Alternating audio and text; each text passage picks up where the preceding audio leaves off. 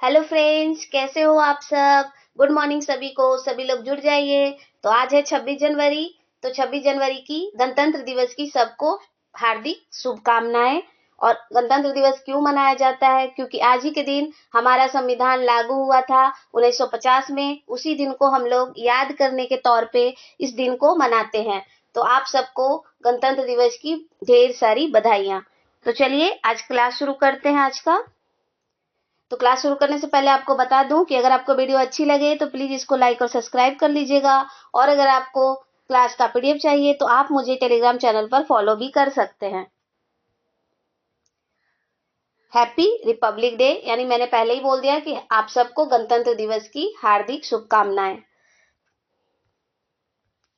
आज का थॉट है, आप आज जो करते हैं उस पर भविष्य निर्भर करता है। तो देखिए, ये बात कहा भी किसने है? महात्मा गांधी ने। तो इनकी बातों को तो हमको ध्यान से सुनना ही चाहिए। इनके बारे में जानकर हम बहुत आगे बढ़ सकते हैं, क्योंकि इन्होंने आजादी में महत्वपूर्ण योगदान दिया था। तो इनके चरित्र से हम बहुत कुछ सीख सकते हैं। तो चलिए इसी सोच और विचार के साथ आज का क्लास शुरू करते हैं। आज का पहला क्वेश्चन है, कर्तव्य पथ पर इतिहास रचते हुए गणतंत्र दिवस परेड 2026 में किस महिला कमांडेंट ने पूरी पूरा जो सीआरपीएफ की पूरी पुरुष की टुकड़ी है उसका नेतृत्व करने वाली पहली महिला अधिकारी बनेंगी?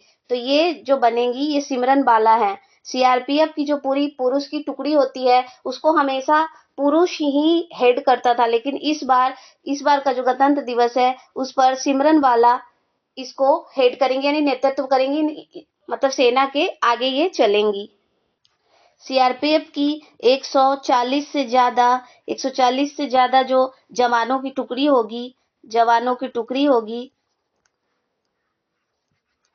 होगी उसको ये नेतृत्व प्रदान करेंगी, यानी पहले जो आगे चलते हैं वो ये करेंगी, पहले ये चलेंगी।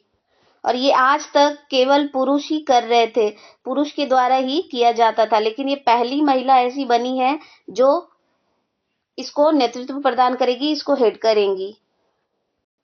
इतिहास में ये पहला ऐसा कोई किस्सा हुआ है, इतिहास का ये पहला किस्सा है ऐसा। सीआरपीएफ के बारे में मैंने आपको आगे भी बताया है, लेकिन चलिए फिर से थोड़ा जान लेते हैं कि सीआरपीएफ इसको बनाया गया था 27 जुलाई 1939 को ब्रिटिश के द्वारा। जब इसको बनाया गया तो उस टाइम इसका पुराना नाम था क्राउन रिप्रेजेंटेटिव। इसका पुराना नाम था और ये ब्रिटिश के द्वारा पहले बनाया गया था। उस टाइम इसका ये नाम था। ये गृह मंत्रालय के अंदर आता है, गृह मंत्रालय के अंदर आता है। और ये सीएपीएफ जो है उसके अंदर ये काम करता है, सीएपीएफ के अंदर ये काम करता है। गणतंत्र दिवस के बारे में देखें। गणतंत्र दिवस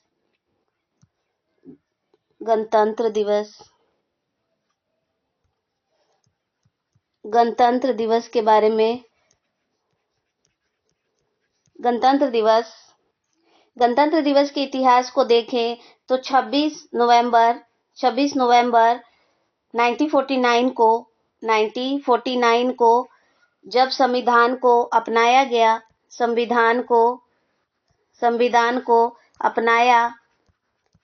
अपनाया संविधान सभा के जो जितने भी सदस्य थे उनके द्वारा जब इसको अपनाने के लिए साइन किया गया, उसको याद करने के लिए। और 26 जनवरी 1950 को पूरे भारत पर जब संविधान लागू हुआ उसी को याद करने के लिए हम लोग गणतंत्र दिवस मनाते हैं। और इसका एक और इतिहास अगर हम पीछे और जाके देखें तो 1930 में आईएनसी जो है, इंडियन नेशनल कांग्रेस जो है, इसी दिन पूर्ण स्वराज का घोषणा करता है, पूर्ण स्वराज का घोषणा करता है। इसी को याद करते हुए इसी दिन घोषणा किया गया था कि हम लोग पूर्ण स्वराज मनाएंगे। तो इसी दिन को याद करने के लिए गणतंत्र दिवस मनाया जाता है। इस वर्ष का गणतंत्र दिवस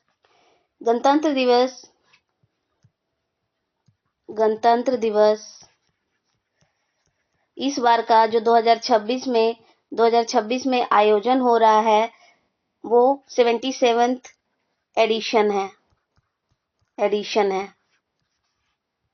1950 से ये शुरू हुआ था। 1950 से ये मनाना शुरू हुआ था, तो उस अनुसार ये 77th नंबर का इस बार 2026 में इसका एडिशन है। इस बार 2026 में गेस्ट कौन है? हर साल देखिए, हर किसी न किसी देश से हम लोग किसी अतिथि को आमंत्रित करते हैं। जैसे वहाँ के राष्ट्रपति, किसी भी देश के राष्ट्रपति, प्रधानमंत्री जो भी हो, उनको अगर हम लोग आमंत्रण देते हैं तो वो अगर हमारे देश में आते हैं तो उसी जो इस साल जो गेस्ट है, जो जिनको हमने आमंत्रण दिया और वो गेस्ट के तौर पे हमारे यहाँ आ रहे हैं गणतंत्र दिवस के परेड में, तो वो हैं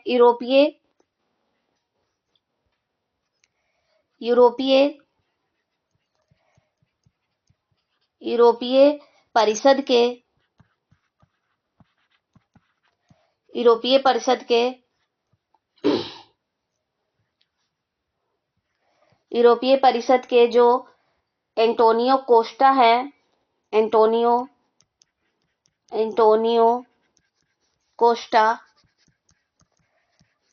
कोस्टा और यूरोपीय यूनियन का जो एक आयोग है, इसके जो आयोग की हेड है उर्सुला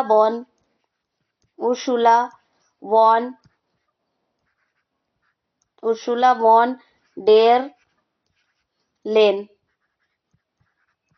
ये दोनों अतिथि के रूप में इस बार 2026 में आ रहे हैं। इस साल का विषय क्या है, यानी कि थीम क्या है? तो इस साल का थीम है वंदे मातरम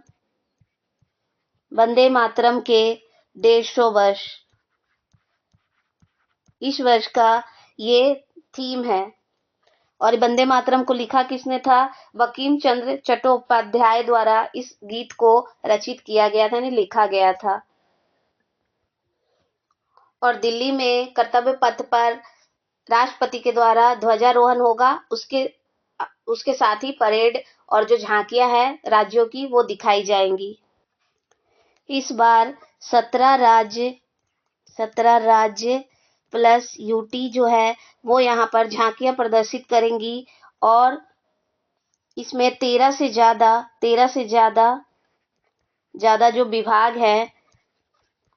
हैं वो भी अपनी झांकियों को प्रदर्शित करेंगे। 30 से ज्यादा झांकियां यहाँ पर प्रदर्शित की जाएगी। तो आई होप आप लोगों ने पूरा डिटेल्स देखा है। तो चलिए अब अगले क्वेश्चन पे चलते हैं हम लोग। 16वां राष्ट्रीय मतदाता दिवस किस दिन मनाया गया? तो देखिए, ये जो मतदाता दिवस यानी वोटर्स डे है, राष्ट्रीय वोटर्स डे, ये 25 जनवरी को मनाया जाता है। और इस बार का ये 16वां एडिशन था इसका। इस बार का जो राष्ट्रीय मतदाता दिवस है, इसकी थीम क्या है? तो इस बार का थीम है मेरा भारत मेरा वोट। इस बार का थीम है इस मतदाता दिवस का। इस बार की गेस्ट यानी कि अतिथि जो थी वो थी राष्ट्रपति द्रौपदी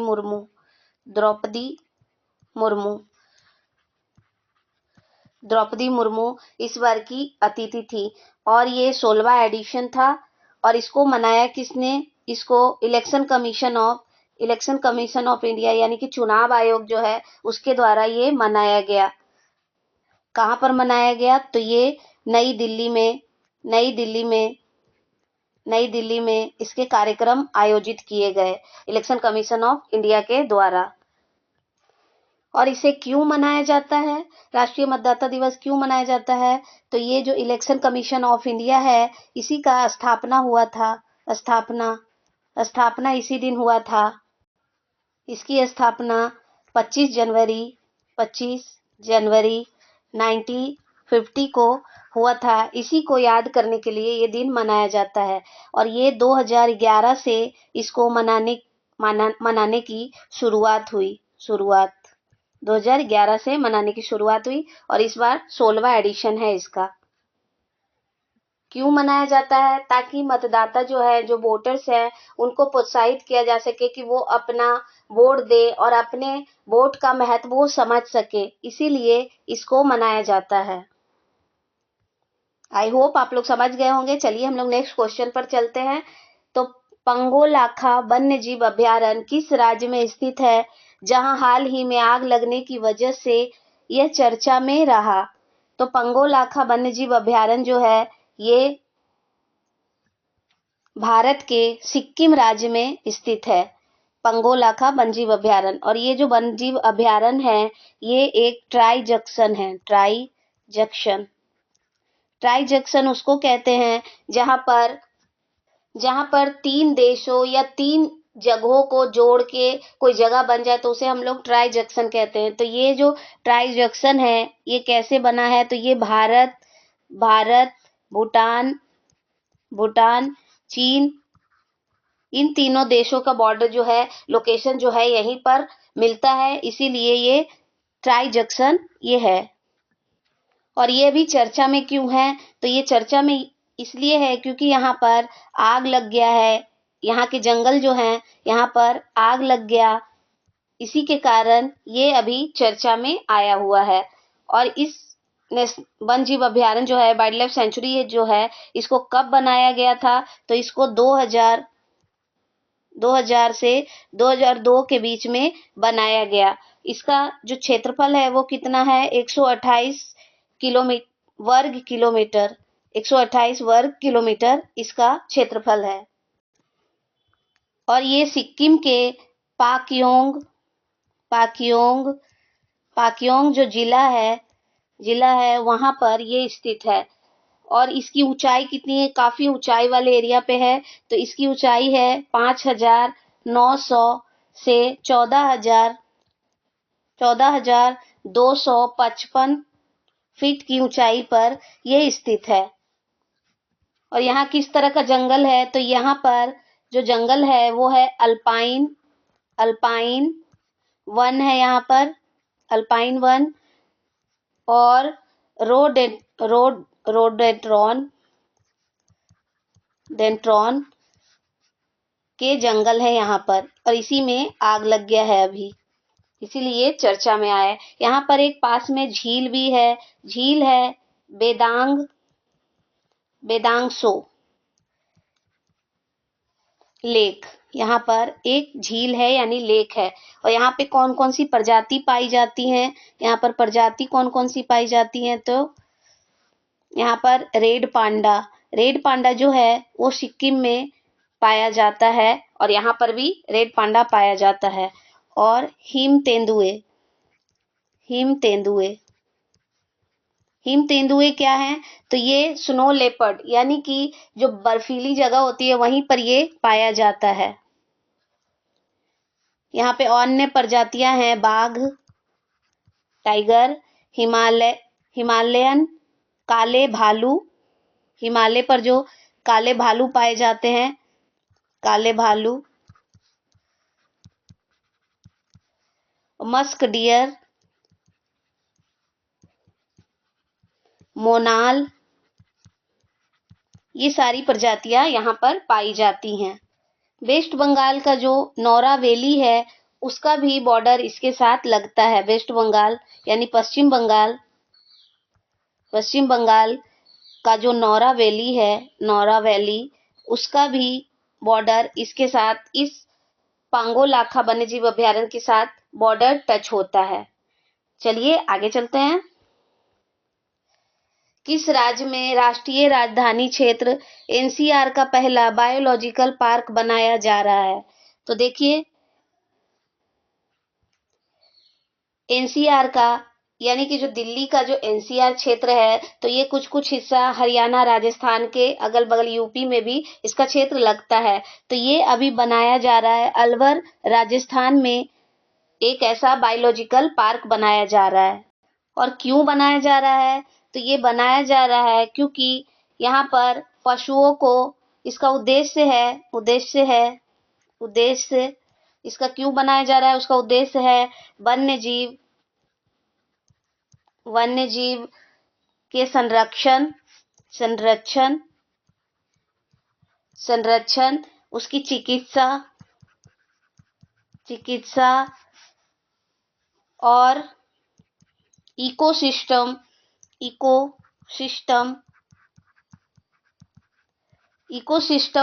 को बढ़ावा देने के लिए इसको बनाया जा रहा है। इसकी विशेषता है कि यह अरावली जो पहाड़ी है, अरावली की जो तलहटी यानी पहाड़ी की जो तलहटी है, वहां पर सरिस्का जो टाइगर रिजर्व है, सरिस्का टाइगर रिजर्व जो है, वहां पर इसको उसके पास विकसित किया जा रहा है। और क्यों विकसित किया जा रहा है? ताकि यहाँ के 81 जो प्रजाति हैं पशुओं की जो प्रजाति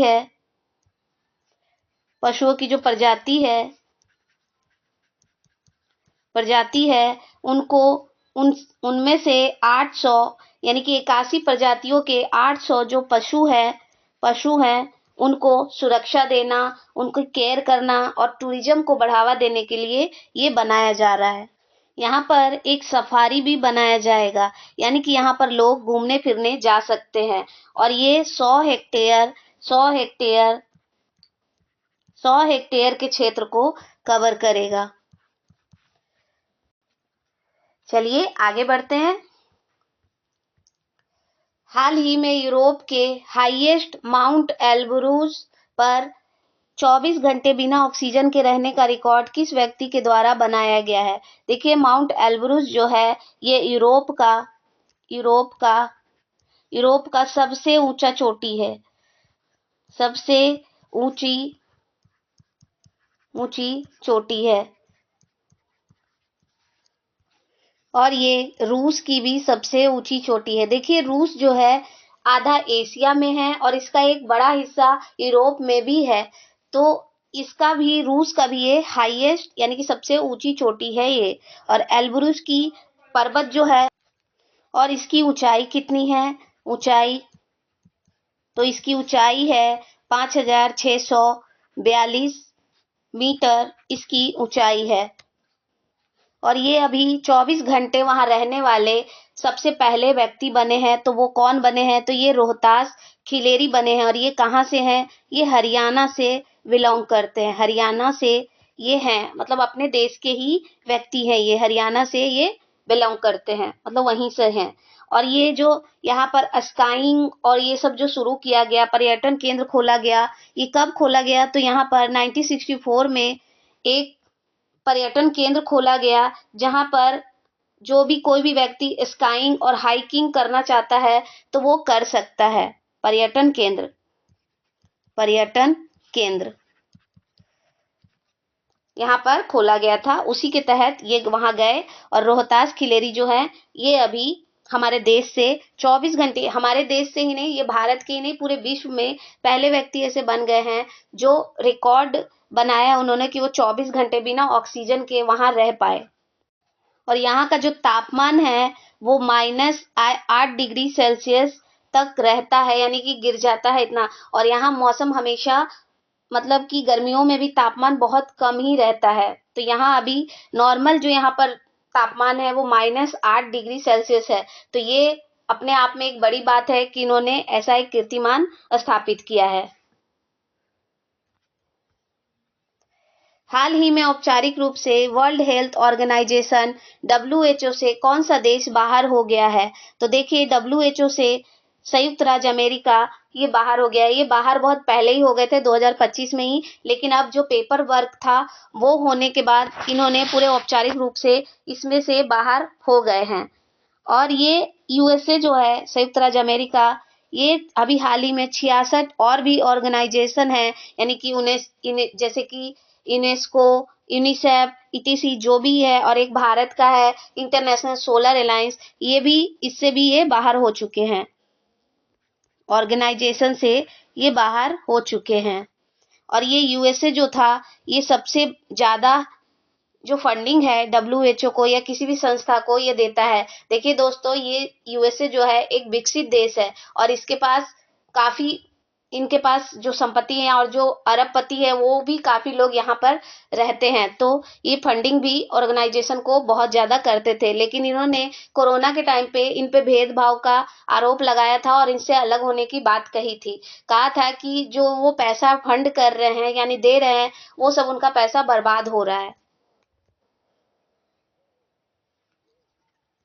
तो इसीलिए ये इस ग्रुप से यानी डब्ल्यूएचओ से, वर्ल्ड हेल्थ ऑर्गेनाइजेशन से बाहर हो चुके हैं। और ये 66 यानी कि जो भारत के इंटरनेशनल सोलर अलायंस है, इससे, यूनिसेफ से, यूनेस्को, इन सब संगठनों से भी ये बाहर हो चुके हैं। डब्ल्यूएचओ जो है, डब्ल्यूएचओ, तो इसकी स्थापना कब हुई थी? तो 7 अप्रैल 1948 को इसकी स्थापना हुई थी। इसके हेड अभी वर्तमान में कौन है? वो है टेड्रोज जो है, इनके अभी हेड है वर्तमान में। और 7 अप्रैल को ही स्वास्थ्य दिवस मनाया जाता है, वर्ल्ड हेल्थ दिवस भी मनाया जाता है 7 अप्रैल को। इसका मुख्यालय जेनेवा में है, जेनेवा स्विट्जरलैंड में स्थित है, वहीं पर इसका मुख्यालय है। दुनिया का सबसे बड़ा थिएटर फेस्टिवल भारत रंग महोत्सव, जिसका आयोजन 40 जगहों पर आयोजित किया जा रहा है, जिसका आयोजन किसके द्वारा किया गया? तो ये किसके द्वारा किया गया है? नेशनल स्कूल ऑफ ड्रामा के द्वारा इसकी अभी आयोजन करवाया गया। नेशनल स्कूल ऑफ ड्रामा जो है, ये साहित्य अकादमी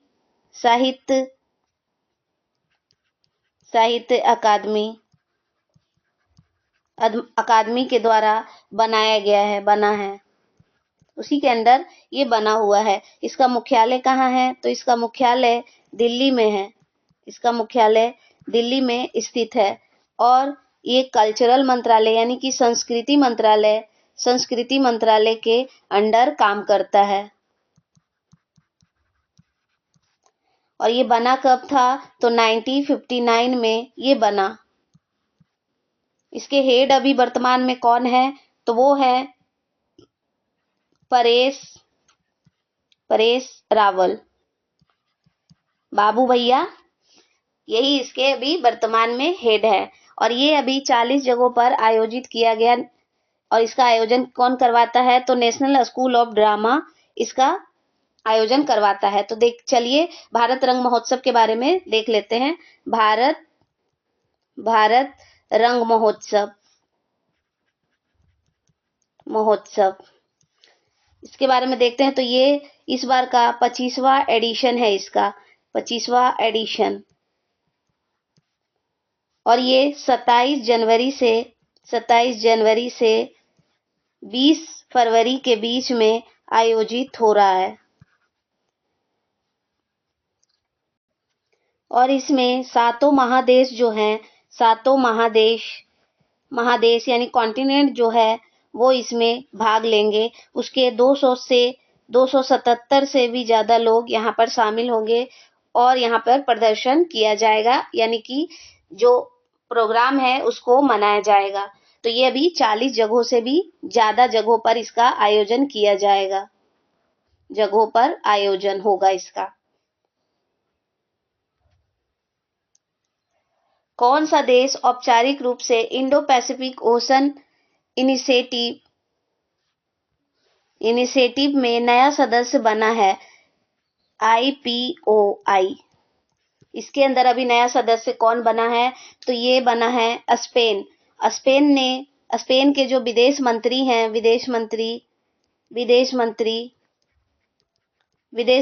ने अभी हाल ही में, विदेश मंत्री कौन है? तो ये हैं जोस मैनुअल, ये यहाँ के विदेश मंत्री हैं। इन्होंने भारत के जो विदेश मंत्री हैं, एस जयशंकर, इनको अभी अपना घोषणा पत्र जो था वो दे दिया, यानी कि सौंप दिया उनको। घोषणा जो पत्र था वो सौंपा। और ये संगठन जो है इंडो पैसिफिक ओशन जो है, इंडो पैसिफिक ओशन इनिशिएटिव जो है, ये बना कब था? तो ये बना था 2019 में ये बना था। और भारत भी इसमें शामिल था, बनाने में शामिल था। भारत भी शामिल था। इसका उद्देश्य क्या है? उद्देश्य इसका उद्देश्य है ये एक स्वतंत्र खुले इंडो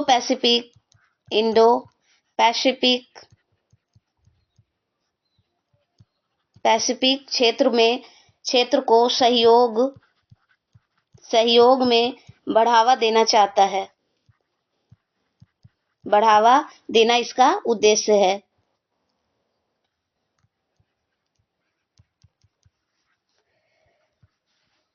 अभी जो स्पेन जुड़ा है, इसका परिणाम यही होगा कि स्पेन भागीदारी होने से समुद्री क्षेत्र में जो डकैती विरोध अभियान जो होते हैं उस पर निगरानी रखने में अभी आसानी होगा। और इसको बनाया गया था सागर प्रोजेक्ट के अंदर। सागर प्रोजेक्ट के अंदर इसको बनाया गया था। सागर प्रोजेक्ट क्या है? तो ये इसका फुल फॉर्म है security and growth for all the region all in the region. इसका फुल फॉर्म है ये सागर प्रोजेक्ट। और इसी के तहत ये बनाया गया था इसको, ताकि इंडो पैसिफिक यानी हिंद महासागर और प्रशांत महासागर का जो क्षेत्र है वहां पर जितने भी देश हैं उन सब को सुरक्षा के रूप से ये बनाया गया था। और क्यों बनाया गया था? क्योंकि चाइना जो है इंडो पैसिफिक क्षेत्र में काफी अपने कुछ ना कुछ वो करते ही रहता है, यानी कुछ ना कुछ वो बनाता रहता है, या अपने जो पोत हैं या जो नौवाहन जो उसके हैं या जहाज है उन सब से वो निगरानी रखता रहता है और हम सबके देशों पर वो नजर रखता है। तो उसी से सुरक्षा के लिए इसको बनाया गया था। चीन से सुरक्षा के लिए इसको बनाया गया था। ये जो ऑर्गेनाइजेशन है इसका 7 स्तंभों पर ये काम करता है। 7 स्तंभों पर ये कार्य करता है। वो कौन कौन से स्तंभ है? तो वो है समुद्री सुरक्षा,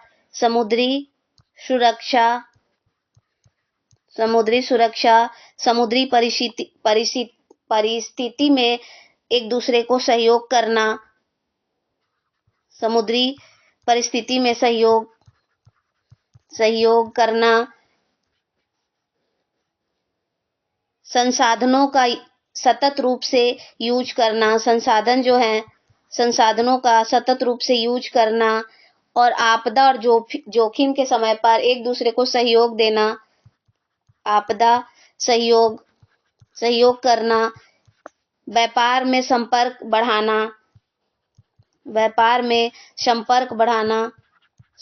बढ़ाना, और विज्ञान और प्रौद्योगिकी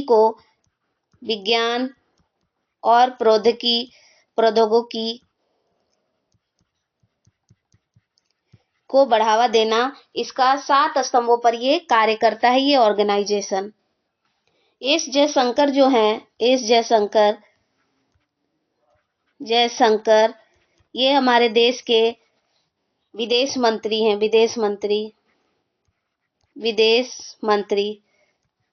ये हमारे देश के, और इनका एक बहुत चर्चित पुस्तक है, उसका नाम है why India matters.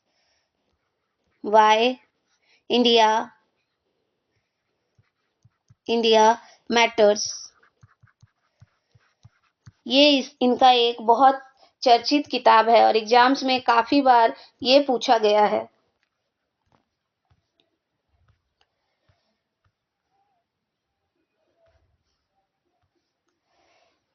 Brand finance global list 2025 में कौन सी कंपनी ग्लोबल तौर पे यानी कि वर्ल्ड के तौर पे पहले स्थान पर कौन रहा है?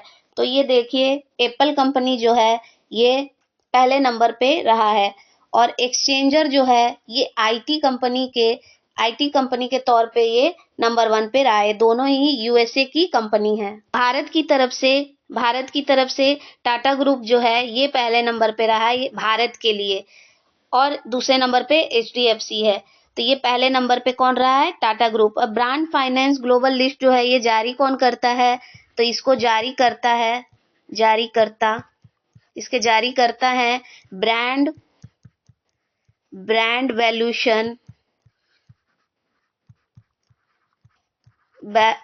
वैल्यूएशन और स्ट्रैटेजी कंसल्टेसी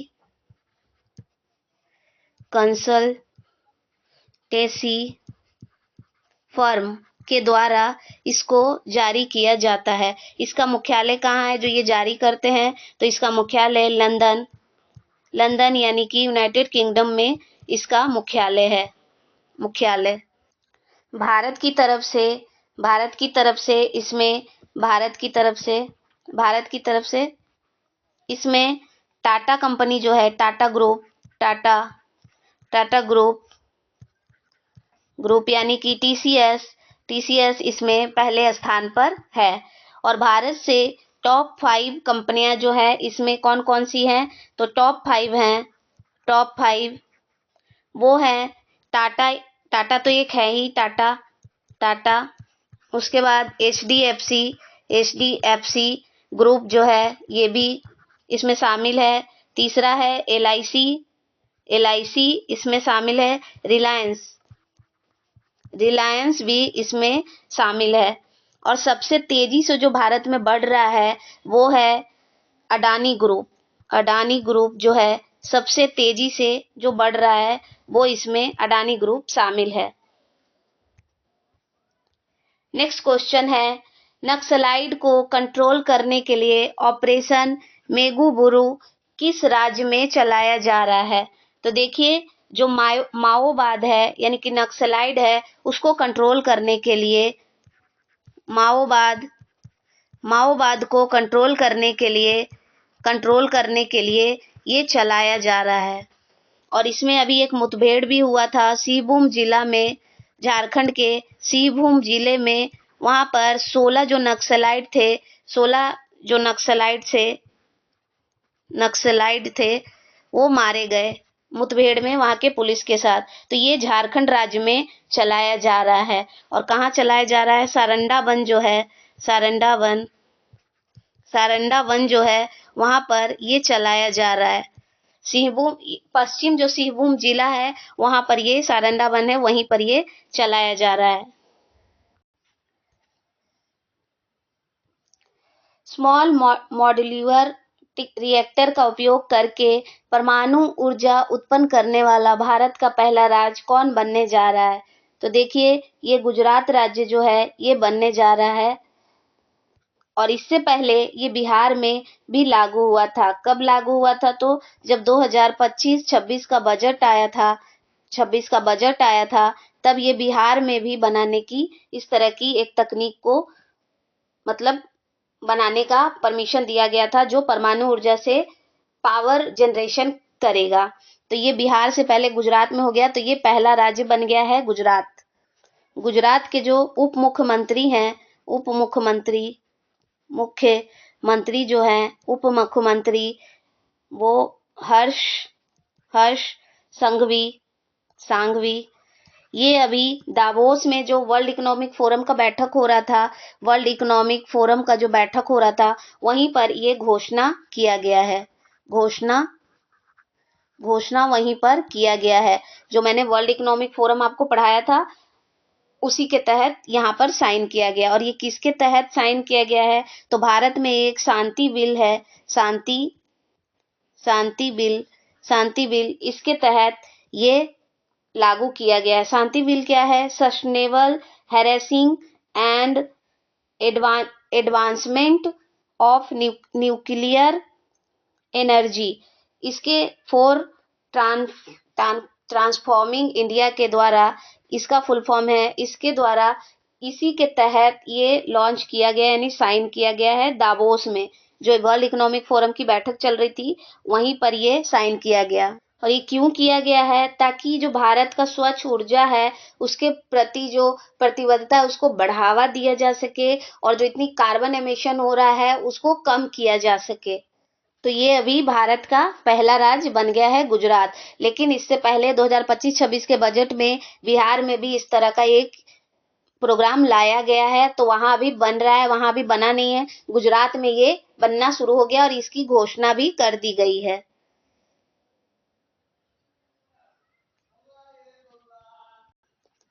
राष्ट्रपति भवन नई दिल्ली में ग्रंथ कुटीर का उद्घाटन किनके द्वारा किया गया? किनके द्वारा किनके द्वारा किया गया? तो ये राष्ट्रपति जो द्रौपदी मुर्मू हैं उनके द्वारा ये उद्घाटन किया गया यानी लॉन्च किया गया उनके द्वारा। कहाँ पर? राष्ट्रपति भवन में, वहीं पर ये लॉन्च किया गया। और क्यों किया गया है? ताकि औपनिवेशिक जो ब्रिटिश शासन से जुड़ा हुआ जो विरासत है उसको खत्म करने और भारत की भारत की 11 जो शास्त्रीय भाषा है, शास्त्रीय जो भाषा उसमें भाषा में 2300 प्राचीन प्राचीन प्राचीन पांडुलिपि जो है यानी कि जो हस्तलिखित जो बेलपत्र पे लिखा जाता था, जो छाल के पत्र पे लिखा जाता था, उन सबको संरक्षित करने के लिए पांडुलिपि लिपियों को पांडुलिपियों को सुरक्षित करने के लिए और उनको उन जो पुस्तकें हैं पुस्तकें उनको प्रदर्शित करने के लिए ये किया गया है, प्रदर्शित करने के लिए किया गया। इससे क्या होगा? इससे देश की जो संस्कृति है और भाषाई जो इतनी विविधता है और जो हमारा देश भाषाओं में इतनी रिच है उन सबको हम उजागर कर सके, उन सबको दिखा सके, इसीलिए ये लॉन्च किया गया है। और औपनिवेशिक जो विरासत है उससे मुक्ति दिया जा सके, यानी कि जो मानसिकता है ब्रिटिश शासन के जो तौर पे जो मानसिकता बन गया है कुछ लोगों को, उन सब से मुक्ति देकर भारत की जो संस्कृति है उसको बढ़ावा दिया जा सके।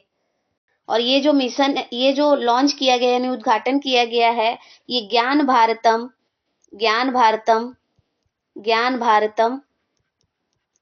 भारतम मिशन के तहत किया गया है, मिशन के तहत किया गया है। इसका उद्देश्य क्या है? ज्ञान भारतम मिशन जो है ये जो पुरानी जो पांडुलिपियां हैं या जो पुरानी पुस्तकें हैं उन सबको डिजिटीकरण यानी कि उनको डिजिटल प्लेटफॉर्म पे लाने के लिए और उसको सुरक्षित करने के लिए जो पांडुलिपियां हैं, पांडुलिपियां जो है इसको डिजिटल करने के लिए करने के लिए ये लाया गया है ताकि उनको सुरक्षित किया जा सके, उनको कंजर्व किया जा सके। 11 जो शास्त्रीय भाषाएं हैं, 11 जो शास्त्रीय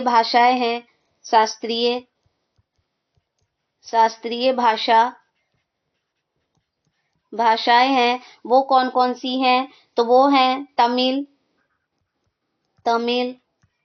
संस्कृत, कन्नड़, तेलुगु, मलयालम, ओडिया, मराठी,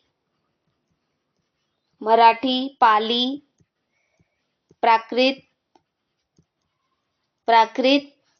और असमिया और बंगला।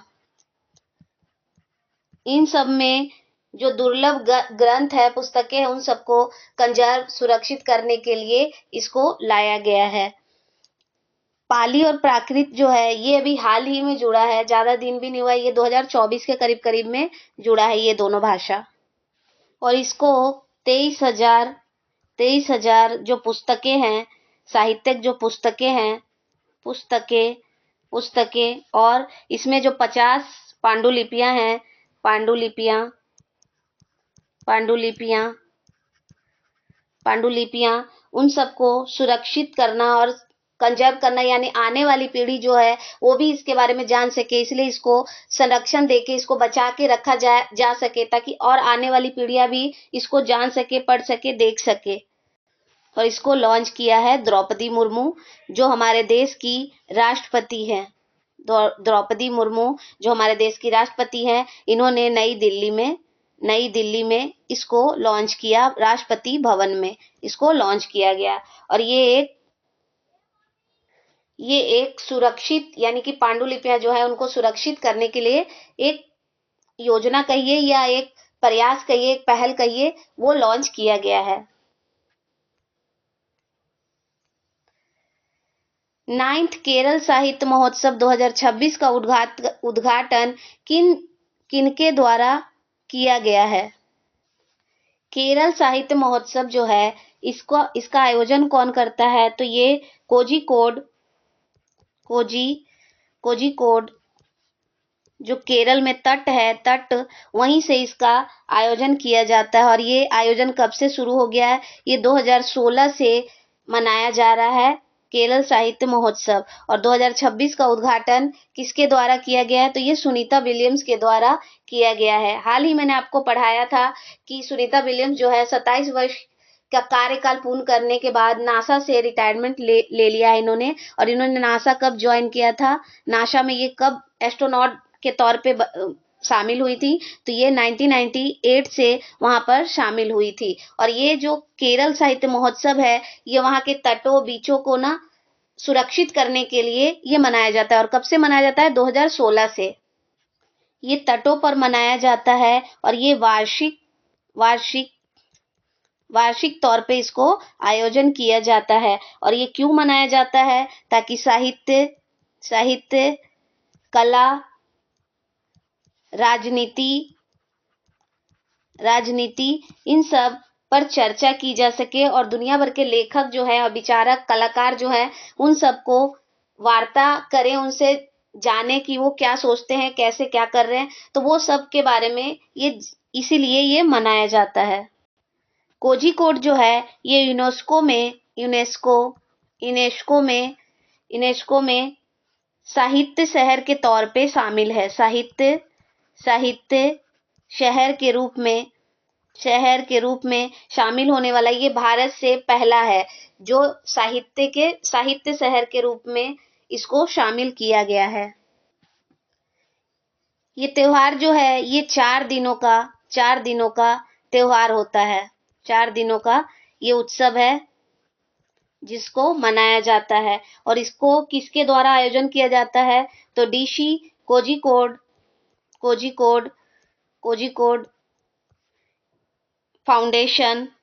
फाउंडेशन के द्वारा इसको मनाया जाता है।